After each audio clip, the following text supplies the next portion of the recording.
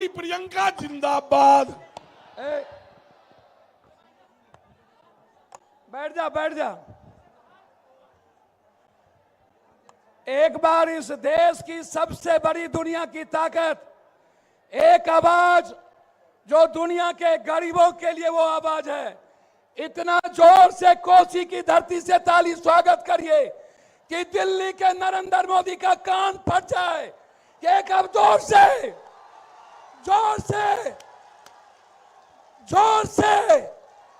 प्रियंका गांधी जिंदाबाद जिंदाबाद जिंदाबाद। इस देश की आवाज जिंदाबाद जिंदाबाद और जिंदाबाद। इस देश की उम्मीद जिंदाबाद जिंदाबाद और जिंदाबाद। गरीबों की आवाज जिंदाबाद। जिंदाबाद जिंदाबाद।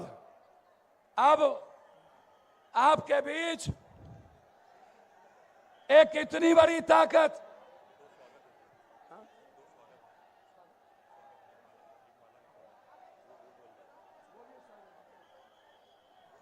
अब हमारे बीच हमारे आदरणीय सासाराम के सांसद मनोज राम जी से आग्रह करेंगे जो 1 मिनट का समय।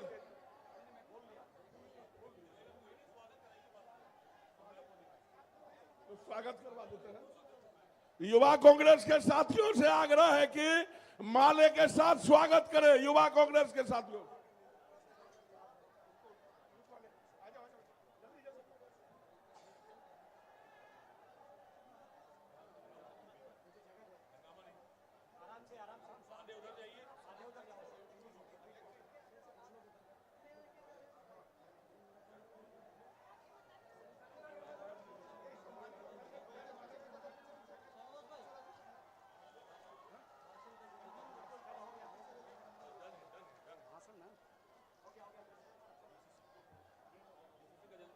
धन्यवाद। अब मधुबनी पेंटिंग है, हम चाहेंगे मधुबनी पेंटिंग यहाँ के अध्यक्ष अशोक बाबू, हम लोग के नेता और सीपीआई के सबसे बड़े लीडर ओम प्रकाश बाबू। सरिता जी बगल में जाइए।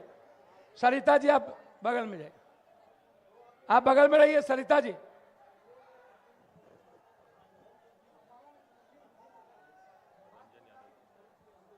रंजन यादव जी, दीपक झा जी, अब्दुल सलाम भाई,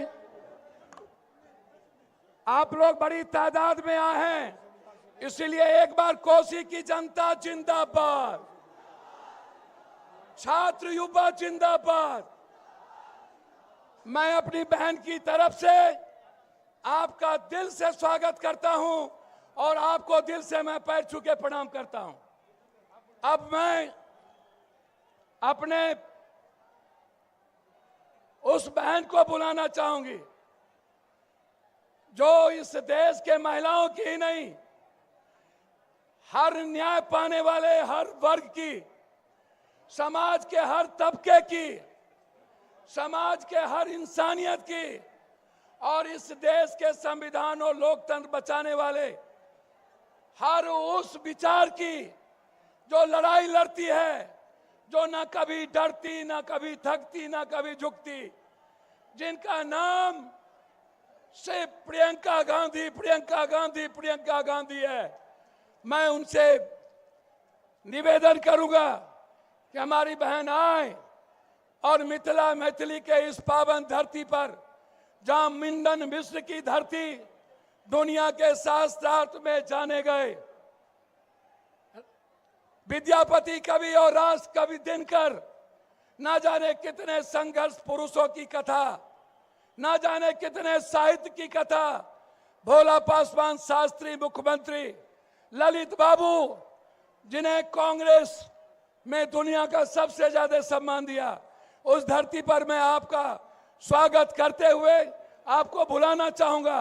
आप आए और अपने जनता का आशीर्वाद लें और कोसी को आप कुछ दे के जाएं। आदरणीय प्रियंका गांधी जी।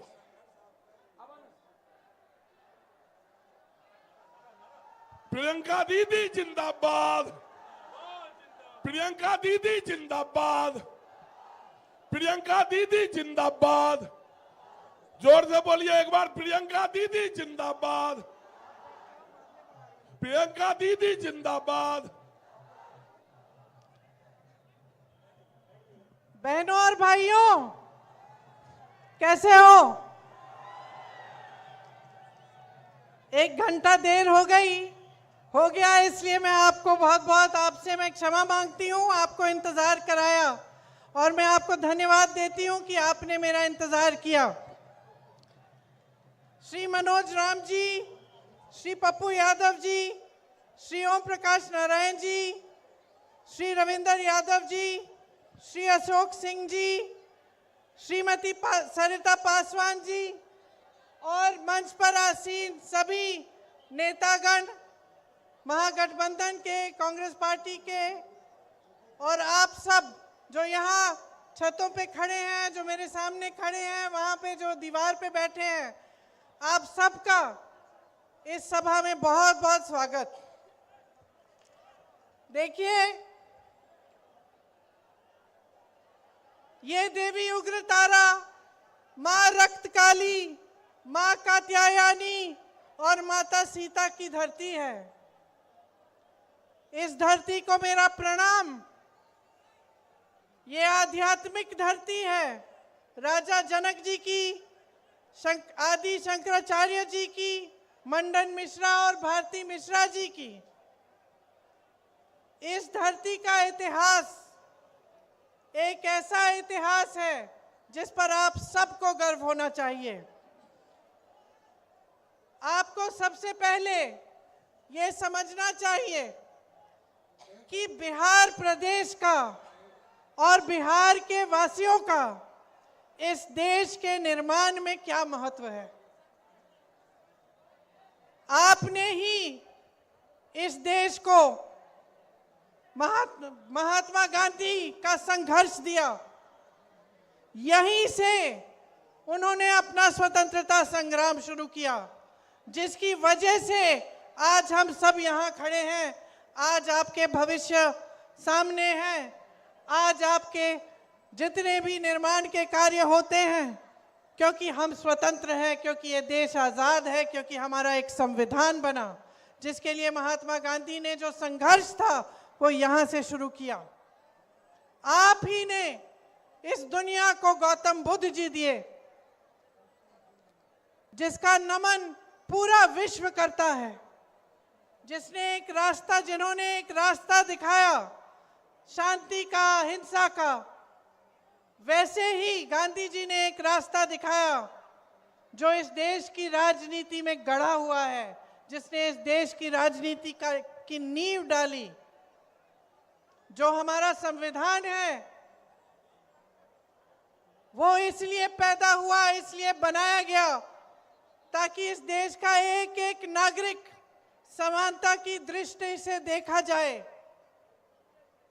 ताकि चाहे प्रधानमंत्री हो, चाहे बड़ा अधिकारी हो, चाहे गांव में एक महिला हो, चाहे किसी भी जाति का हो, किसी भी धर्म का हो, उसे एक वोट मिलता और उसे एक वोट से इस देश की सरकारें बनती हैं और बिगड़ती हैं। तो हमारे संविधान ने जो आपको सबसे बड़ी शक्ति दी वो आपकी वोट की शक्ति है, और उसी शक्ति को आप इस्तेमाल करने जा रहे हैं। तो सबसे पहले तो इस देश में अपनी जगह को पहचानो, अपनी धरती को पहचानो और अपने आप में आत्मविश्वास रखो, गर्व रखो कि आप बिहार के वासी हो, बिहार के नागरिक हो। देखिए, जो भाजपा की सरकार है और जो एनडीए की सरकार यहां बिहार में चल रही है, वो आज आपके वोट को खतरे में डाल रही है। वही जो मूल अधिकार है आपका, जिससे ये देश बनता है, जिससे सरकारें बनती बिगड़ती हैं, उसको खत्म करने की साजिश करते हैं। आपने वोट चोरी के बारे में सुना है? सुना है कि नहीं? सुना है ना? 65 लाख नाम काटे हैं बिहार में से। इसका मतलब है कि 65 लाख लोगों के अधिकार रद्द कर दिए हैं। कौन से अधिकार? और आपके जीवन में क्या क्या फर्क पड़ता है इसके होने से? सिर्फ ये फर्क नहीं है कि वोट के दिन आप जाकर अपना वोट नहीं डाल सकते, ये फर्क नहीं है। सबसे बड़ा फर्क ये है कि जितने भी आपके अधिकार हैं वो आपकी नागरिकता से और आपके वोट से जुड़े हुए हैं। जितनी सरकारी स्कीमें हैं, सरकार से जो जो मिलता है, चाहे पेंशन हो, चाहे मनरेगा में आप काम कर सकते हैं या नहीं, सब इन चीजों से जुड़ा हुआ है। तो जिस दिन आपका वोट कट जाता है, उसका मतलब है कि आपकी नागरिकता रद्द कर की जा रही है। उसका मतलब है कि जितनी भी सरकारी स्कीमें हैं, सब कुछ ये बाद में आपसे कट जाएंगी। तो ये एक बहुत बड़ी साजिश है और आपको इसको समझना पड़ेगा। तो जब जब आप राजनीतिक दलों, पार्टियों की राजनीति समझते हैं, उनकी विचारधारा को देखते हैं, उनके नेताओं को देखते हैं, तो क्या देखना चाहिए, क्या पूछना चाहिए? आपको हमेशा ये समझना चाहिए कि जो नेता आपके भविष्य के बारे में, आपके वर्तमान के बारे में बात कर रहा है, वो नेता सही है। जो नेता, जो राजनीतिक दल जिसकी विचारधारा आपके संघर्ष को समझ रही है, वही विचारधारा ठीक है। आज आपकी परिस्थिति क्या है, मुझसे अच्छी तरह आप जानते हैं। आज बिहार में 20 सालों से एक ही सरकार चल रही है और ये सरकार जैसे जैसे साल बीतते गए, वैसे वैसे बिहार से चली ही नहीं। आज बिहार की सरकार नीतीश जी नहीं चला रहे हैं, उनको चलाने दे ही नहीं रहे हैं। आज यहाँ की सरकार केंद्र से चलती है। जो बड़े बड़े निर्णय होने हैं वो केंद्र में होते हैं। प्रधानमंत्री जी करते हैं, गृह मंत्री जी करते हैं। आज बिहार में बिहार के अपने मुख्यमंत्री का भी सम्मान नहीं है। आप सब सम्मान देते हो, लेकिन केंद्र सम्मान नहीं देता। और जब हर चीज केंद्र से चलेगी तो आपकी सुनवाई कहां होगी? जब आपकी सीएम की सुनवाई नहीं हो रही है, तब आपकी सुनवाई कहां हो रही है? दूसरी बात समझने वाली यह है कि भाजपा के सबसे बड़े बड़े नेता जो हैं, यहां आए भी थे मेरे ख्याल से, गृह मंत्री जी, प्रधानमंत्री जी, क्या बात करते हैं?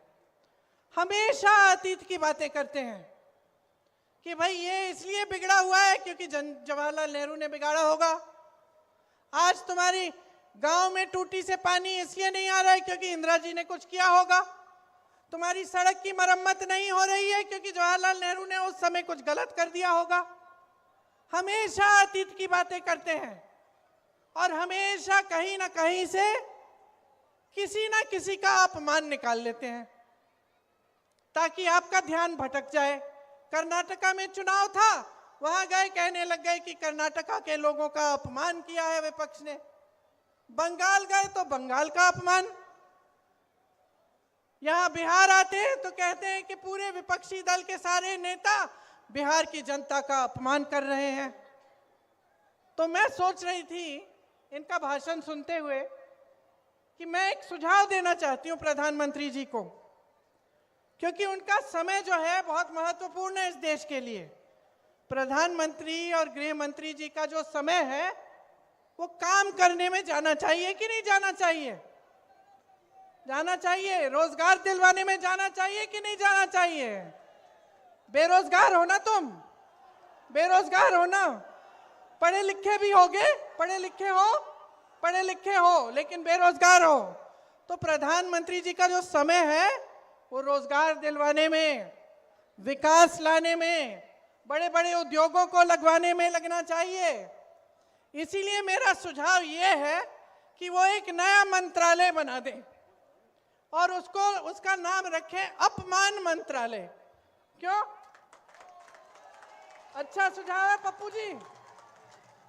एक अपमान मंत्रालय बना दें ताकि उनका समय व्यर्थ ना हो, वो बड़ी बड़ी सूचियां निकाल देते हैं कि हमें इसने गाली दी, उसने गाली दी, इसने हमारा अपमान किया।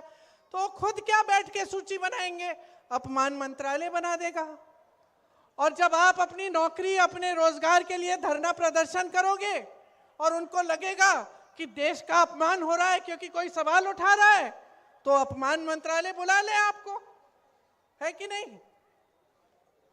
और जब कोई अध्यापक या कोई महिला या कोई संविदा कर्मी अपने अधिकारों के लिए सवाल उठाए, तो इनको लगता है कि देशद्रोही हो रही है, इनको लगता है कि देश का अपमान हो रहा है, तो अपमान मंत्रालय को बुला ले, अपमान मंत्रालय कार्रवाई करे, है कि नहीं? अपना समय क्यों व्यर्थ कर रहे हैं? और इस अपमान मंत्रालय में मेरा यह भी सुझाव है कि मेरे परिवार के बारे में जितनी इन्होंने गालियां दी और जितना उल्टा सीधा बोला, उसका भी रिकॉर्ड रखा जाए। एक लाइब्रेरी पूरी बन जाएगी किताबों की, भर देंगे उनको।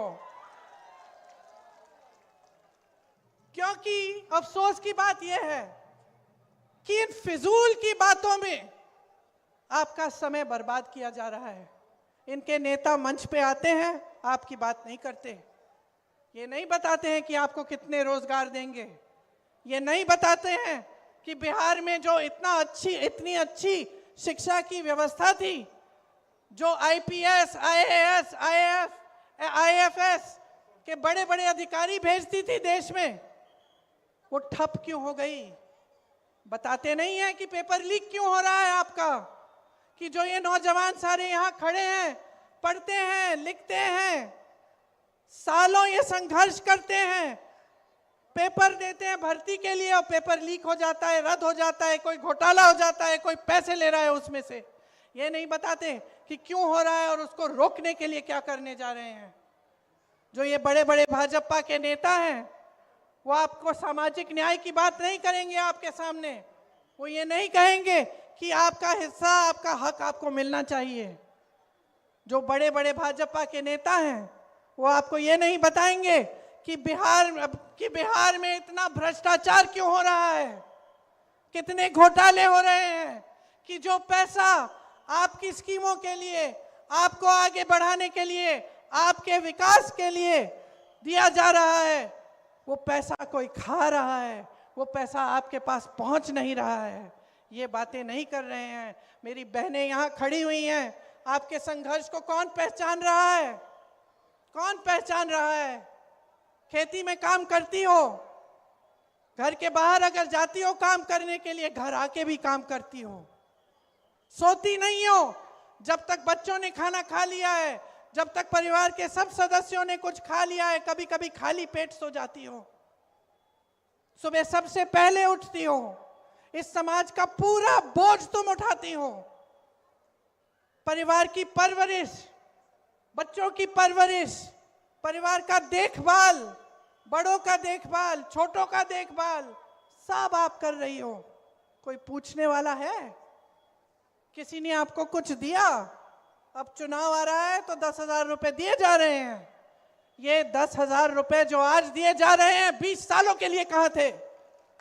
आपको 20 साल क्यों इंतजार करना पड़ा इसके लिए?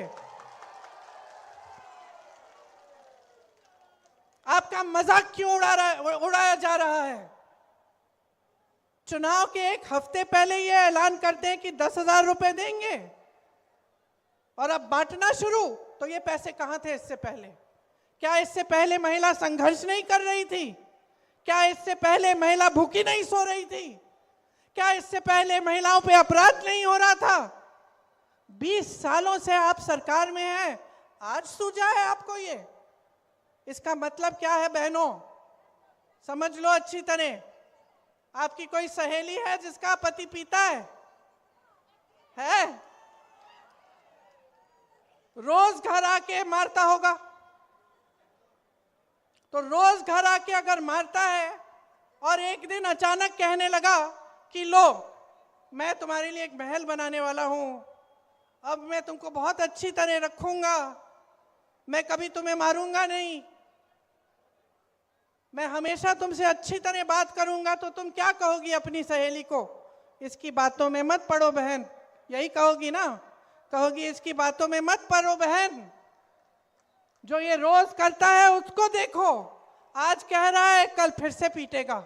यही कहोगी ना, यही कहोगी ना? क्योंकि महिलाएं जो हैं नियत को पहचानना जानती हैं। मैं भी महिला हूं, मैं जानती हूं, नियत को पहचानना जानते हैं हम जानते हैं कि कौन करता है हमारे लिए और कौन नहीं करता।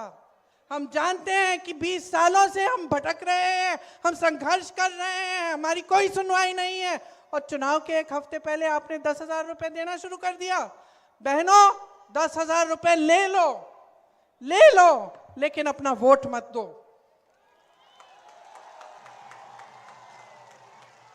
ये वोट जो है ना, ये आपका अधिकार है, आपकी शक्ति है, ये आपकी शक्ति है, इसको पहचानो। आधी आबादी हो आप, आधी आबादी हो। मन बना लिया ना अपनी शक्ति को एक करने के लिए, खड़े हो जाने के लिए, तो कोई कुछ नहीं कह पाएगा। मन बना लो कि एक ऐसी सरकार चाहिए जो आपके बच्चों का, आपका और आपके परिवारों का भविष्य को देखे और उज्जवल बनाए। आज महंगाई इतनी है कि किसानी खेती से कमा नहीं पा रहे हो। यहां से कितने लोग पलायन करके बड़े बड़े शहर में जाते हैं? हाथ उठाओ। किसी को बिहार में रोजगार मिल रहा है?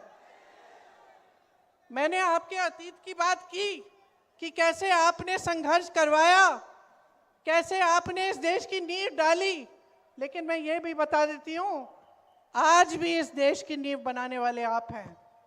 आज भी इस देश का निर्माण करने वाले आप हैं। केरल से लेके कन्याकुमारी तक बिहार का युवा जाता है नौकरी ढूंढने के लिए, और मेहनत से, ईमानदारी से, अपने खून पसीने से इस देश को बनाता है। आपको बाहर जाना पड़ता है, पलायन करना पड़ता है, क्योंकि यहाँ आपको कुछ मिल नहीं रहा है।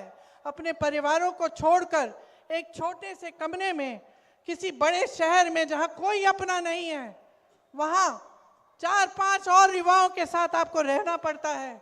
दिन रात संघर्ष करते हो, कोई टाइमिंग नहीं, कोई ठीक तरह से आपको वेतन नहीं दे रहा है, कोई अच्छा रोजगार नहीं मिल रहा है, फिर भी आप करते हो। फिर भी आप अपने परिवारों को सिर्फ त्योहारों के समय, जब छुट्टी मिलती है तब मिलते हो, तब घर आ पाते हो। यहाँ खेती करते थे, खेती से कमाई होती थी, आज खेती से कमाई नहीं है।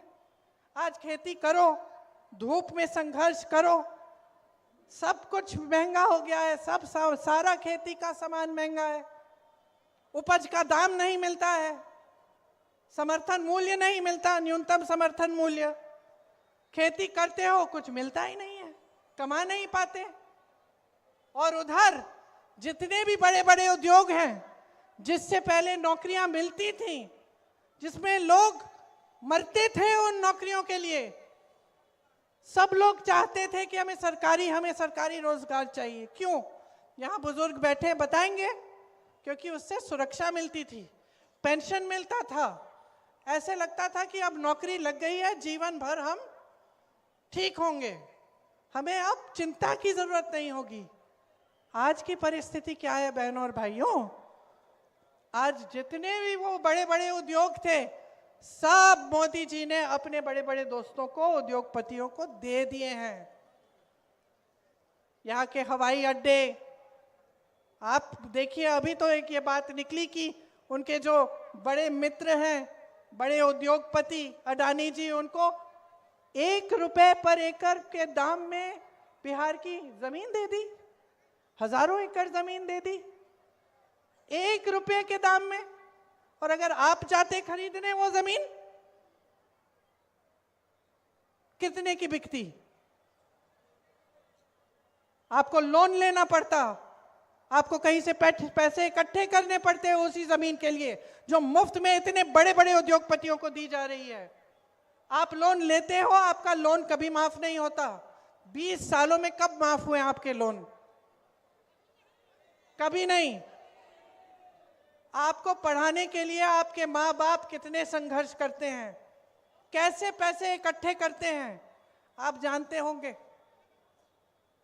आपके लोन माफ नहीं होते, लेकिन अडानी जी, अंबानी जी, उनके हजारों करोड़ रुपयों के, हजारों लाख करोड़ रुपयों के लोन माफ हुए हैं। इतनी बड़ी रकम है कि मैं भूल जाती हूं कि लाख करोड़ है कि कितना है।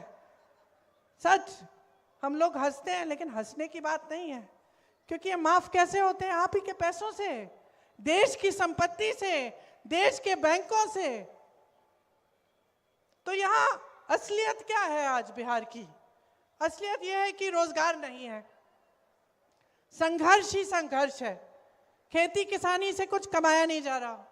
जो छोटे रोजगार, छोटे व्यापारी थे, छोटे दुकानदार थे, जो छोटे छोटे बिजनेस कर रहे थे, उनको मजबूत करने के लिए कुछ नहीं किया गया, बल्कि नोटबंदी ले आए थे कुछ सालों पहले, जिससे काफी लोग तबाह भी हो गए। बड़ी मुश्किल से फिर से उठाया उन्होंने अपना बिजनेस। तो ना आपको रोजगार मिल रहा है, ना शिक्षा की सुविधाएं हैं, ना महिला सुरक्षित है, ना महिलाओं के लिए रोजगार है। तो 20 सालों में किया क्या है इन्होंने किया क्या है? आप बताओ। कुछ नहीं किया। क्या आप चाहते हैं कि आप रोजगार के लिए कहीं और जाएं? क्या सब ये नहीं चाहते कि अपने परिवार के साथ रहें, कि अपने बच्चों को पास रखें, बच्चों की परवरिश में शामिल हों? क्या सब नहीं चाहते कि यहीं पे रोजगार मिले, शिक्षा मिले, यहीं पे भविष्य उज्जवल हो? सब चाहते हैं। कोई ऐसा नहीं है जो चाहता है कि कहीं दूर दराज जगह जाके अपना जीवन बनाए, अपना भविष्य बनाए। यहाँ पे बहुत मुद्दे हैं। बाढ़ आती है, जो कोसी नदी है उसमें बाढ़ आती है हर साल, और आपको बहुत दिक्कत होती है। बहुत गरीबी है इस इलाके में। हमारे समय में जब कांग्रेस की केंद्र में सरकार थी तो बाढ़ को राष्ट्रीय आपदा घोषित किया था, ताकि अगर बाढ़ आती थी, नुकसान होता था, तो आपको केंद्र सरकार की तरफ से कुछ मिल जाता था नुकसान को रोकने के लिए, ताकि आप कुछ कर सकते हैं उसके साथ। आज कुछ नहीं मिलता है आपको। यहाँ के जो धर्म स्थल हैं उनका कितना विकास हो सकता है? किसी ने किया है 20 सालों में? सहरसा में कोई विकास नहीं है, कोई बड़ा अस्पताल नहीं है, कोई अच्छे अच्छे शिक्षा के संस्थान नहीं है। यहाँ का जो रेलवे ओवरब्रिज है, कितने समय से बनना है, अभी तक नहीं बना। तो ये सब आपकी समस्याएं हैं। और अगर जब तक आप एक एक नेता को इन समस्याओं के लिए जिम्मेदार नहीं बनाएंगे, जब तक आप अपनी आवाज उठाएंगे नहीं, जब तक आप अपनी शक्ति को पहचानेंगे नहीं, जब तक आप हर नेता को ये नहीं कहोगे कि तुम यहाँ आकर मुझे वादे करोगे, अगर पूरा नहीं हुआ तो तुमको निकाल देंगे, खदेड़ देंगे, तब तक कुछ नहीं बदलने वाला। और मैं सिर्फ भाजपा के नेता के बारे में नहीं कह रही हूं, मैं कह रही हूं कि आज मैं आपके सामने आई हूं। अगर मैं कुछ वादे करके गई और वो वादे पूरे नहीं हुए, तो मुझे भी आप कह देना कि अगली बार मत आओ। यहां प्रधानमंत्री जी, अमित शाह जी आते हैं, बोलते हैं मैं कितना दूं बिहार को, कितना पे बताओ, 50 करोड़ दूं, 75 करोड़ दूं। पूछिए 20 सालों में क्यों नहीं दिया?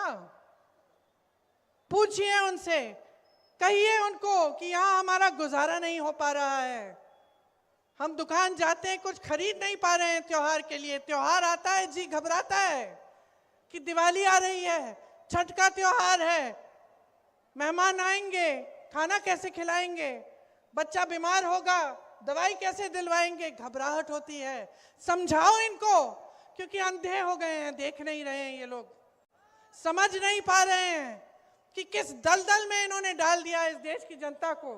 किस दलदल में खड़े हो आप कि सामने भविष्य नहीं दिख रहा है, रोजगार नहीं दिख रहा है, शिक्षा हो जाती है, नौजवान लड़का है, नौजवान लड़कियां हैं, इंतजार करती रहती हैं कि नियुक्तियां हो जाएंगी, हमने पेपर दिया है, हमने इम्तिहान दिया है, नौकरी के लिए मिल जाएगी, मिल जाएगी। आपको मालूम है यूपी में एक लड़का मिला मुझे, और ऐसे हजारों लड़के होंगे, हजारों होंगे। उसने कहा दीदी मेरी शादी तक नहीं हुई। मैंने कहा क्या हुआ? कहता है मैं 28 साल का हो गया हूं, मैंने सारी पढ़ाई लिखाई की है, मैंने पेपर दिया, फिर से दिया, फिर से दिया, और मैं इंतजार करता रहता हूं कि मेरी नियुक्ति हो जाएगी, लिस्ट निकल आएगी। वो लिस्ट ही नहीं निकलती। फिर मैं सोचता हूं कि कहाँ मैं जाके किसी दूसरी नई नौकरी के लिए एप्लीकेशन लगाऊंगा, इसी के लिए इंतजार कर लेता हूं। इतना संघर्ष किया और करते करते करते साल निकल गए, लड़का बड़ा हो गया, शादी भी नहीं हो पाई, रोजगार भी नहीं मिला। ऐसा सिर्फ एक जने के साथ नहीं है, तमाम नौजवानों की ये हालत है। तो बदलाव लाना है और बदलाव आपके हाथों में है। यही तो सुंदरता है हमारे देश के बारे में। हमारा लोकतंत्र है और लोकतंत्र का मतलब है कि हमारे संविधान ने आपको वोट दिया, जिससे आप किसी की भी सरकार निकाल सकते हो, आप कोई भी सरकार बदल सकते हो। तो जागोगे कि नहीं? नहीं, मुझे सुनाई नहीं दिया, फिर से बोलो, जागोगे कि नहीं? बदलनी है अपनी परिस्थिति की नहीं? रोजगार यहां चाहिए कि नहीं चाहिए? बोलो हमें चाहिए। बोलो शिक्षा हमें यहां चाहिए। बोलो चाहिए। और अपना मन बनाओ, चुनाव आ रहा है, आने दो सबको मंच पे, देने दो बढ़िया बढ़िया भाषण, सुन लो सबकी बातें, लेकिन उनकी बातों का आकलन करो। अपनी समझदारी, अपने विवेक का इस्तेमाल करो। क्या किया है उन्होंने 20 सालों में, उसको ठीक तरह से समझो। खास तौर से मेरी बहनें, हमें लगता है कि कोई हमें कुछ दे रहा है तो हमारा भी उनके प्रति कोई एहसान होता है, चलो 10,000 रुपए दे दिए, हम वोट डाल देते हैं। नहीं नहीं बहनों, नहीं। जैसे मैंने कहा, जो दे रहे हैं ले लो, लेकिन अपने आप को मत भूलो, अपने बच्चों को मत भूलो, अपने परिवार को मत भूलो, अपने समाज को मत भूलो और अपने बिहार को मत भूलो। ये आपकी धरती है, आपकी धरती है। गर्व करो इस पे। इसमें कितनी काबिलियत है, लेकिन उस काबिलियत को व्यर्थ किया जा रहा है। अगर आप सबकी काबिलियत, इतने सारे नौजवान जो जाके बाहर काम करते हैं, अगर यहाँ काम करते, अगर यहाँ निर्माण होता, यहाँ के जो उद्योग कांग्रेस के जमाने में लगाए गए थे, उनको अगर ठीक से चलाया जाता तो कितना यहाँ पे कितनी प्रगति होती, कितना विकास होता। तो अब मन बना लो, कांग्रेस पार्टी और जो महागठबंधन है, उन्होंने कई चीजें तय की हैं कि हमारी सरकार आएगी तो आपके लिए क्या क्या हम करेंगे। उसकी सूची मेरे पास यहाँ है, तो मैं आपको पढ़ के सुनाती हूँ। देखिए, जो युवा यहाँ खड़े हैं बेरोजगार, आप जब परीक्षा देते हो नौकरियों के लिए, तो आपकी जो परीक्षा की फीस है उसे हम रद्द करने जा रहे हैं। परीक्षा का जो केंद्र है, जहां परीक्षा देने जाओगे, वहां तक आने जाने का जो खर्चा है वो आपको दिया जाएगा, मुफ्त यात्रा होगी आपकी। एक जॉब कैलेंडर बनेगा। जॉब कैलेंडर का मतलब, जिस दिन आपकी परीक्षा होगी, जिस दिन रिजल्ट आएगा, जिस दिन आपकी नियुक्तियां होंगी, वो सब चीजें जॉब कैलेंडर पे हम लगा के, हम सारा पहले से हम तय करेंगे। और किसी ने उसके साथ खिलवाड़ किया, किसी ने इधर उधर किया, तो उस पर सख्त कार्रवाई होगी। ये जो पेपर लीक का काम हो रहा है, जिसमें सब मिले हुए हैं और सब पैसे बना रहे हैं और आप बेरोजगार रह रहे हो, इसको रोकेंगे हम, ये नहीं होने देंगे। हर परिवार में जहां नौकरी नहीं है, उस परिवार में सरकारी नौकरी मिलेगी। प्रदेश में 2000 एकड़ की एजुकेशन सिटी और इंडस्ट्रियल क्लस्टर्स बनाए जाएंगे, आपकी शिक्षा के लिए और रोजगार के लिए। अगर आप अपना छोटा सा व्यापार शुरू करना चाहते हैं, जो नौजवान है वो सुने, कुछ अपना बिजनेस करना चाहते हैं, गरीब परिवार से आते हो, पैसे नहीं है, 2 लाख रुपए आपको दिए जाएंगे अपने बिजनेस को शुरू करने के लिए। आज लाखों सरकारी पद खाली पड़े हुए हैं, इनमें नियुक्तियां की जाएंगी और खास विशेष आरक्षण बिहार के वासियों को मिलेंगे। 3 साल की जो डिग्री है आपकी, इसे आप 3 साल में खत्म करेंगे, आपको 6-7 साल इंतजार नहीं करना पड़ेगा। और आवासीय अंग्रेजी मॉडल विद्यालय बनवाएंगे। मेरी बहनें, मैं जानती हूं कि आपका सबसे ज्यादा संघर्ष आप करती हैं, सबसे ज्यादा आपको आगे बढ़ना भी पड़ता है, बच्चियों को पढ़ाना भी पड़ता है, तब भी संघर्ष है। समाज भी सहायता नहीं करता ठीक ढंग से, न सरकार से आपको ठीक ढंग से सहायता मिलती है। इसीलिए जो जीविका दीदियां हैं, जो खूब काम करती हैं, खूब मेहनत करती हैं, उन्हें 30,000 रुपए प्रति माह मिलेगा और पक्की नौकरी दी जाएगी। प्रत्येक अनुमंडल में महिला कॉलेज की स्थापना की जाएगी। विधवा और वृद्ध जनों का जो पेंशन है वो 1,500 रुपए मिलेगा और हर वर्ष उसको 200 रुपए बढ़ाएंगे। मेरी बहनें, माई बहन मान योजना के तहत आपको 2,500 रुपए प्रति माह सीधे आपके खाते में दिए जाएंगे। ये चुनाव के समय का 10,000 रुपए की घूस नहीं है, ये आपको हर महीने मिलेंगे। आज आपको 10,000 मिल रहे हैं, क्या पता आगे वो दें या ना दें जब चुनाव खत्म हो जाएगा। 20 सालों से तो दिया नहीं। लेकिन आप कांग्रेस की सरकारों को देखो, कर्नाटका में, तेलंगाना में महिलाओं को हर महीने पैसे मिल रहे हैं और उसी तरह से हम यहाँ पे भी करेंगे। भूमिहीन परिवारों को मकान हेतु 3 से 5 डिसमिल जमीन दी जाएगी और वो जमीन परिवार की महिलाओं के नाम की जाएगी, तो आपके नाम जमीन दी जाएगी। राजस्थान में कांग्रेस की सरकार थी, वहां 25 लाख रुपए स्वास्थ्य बीमा मिलता था। इसका मतलब है कि कोई भी इलाज हो, कोई भी बीमारी हो, कैंसर हो, हार्ट की बीमारी हो, आपको हार्ट का ऑपरेशन कराना है, आपको कैंसर के लिए कीमोथेरेपी का इलाज कराना है, आपको 25 लाख रुपए तक मुफ्त का इलाज मिलेगा। फिर से खोखली बात नहीं है, ये किया था कांग्रेस की सरकार ने राजस्थान में। मैं खुद मिली उन लोगों से जिनकी पूरी हार्ट की सर्जरी हुई और 1 पैसा 1 रुपया नहीं देना पड़ा। रो रहे थे वो लोग जब मुझे मिले, कहा कि ऐसी स्कीम, इतनी अच्छी स्कीम है, पूरे देश भर में लागू कराओ।